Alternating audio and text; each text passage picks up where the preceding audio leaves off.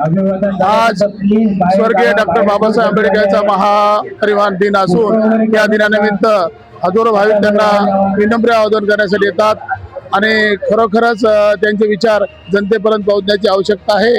स्वर्गीय डॉक्टर बाबासाहेब आंबेडकरांनी जनतेसाठी विविध घटनेमध्ये तरतूद करून ठेवलेली आहे। त्या घटनेप्रमाणेच आपला देश चालवत आहे। देशाचे पंतप्रधान नरेंद्र मोदीजी घटनेच्या अनुसरूनच विचार घेतात।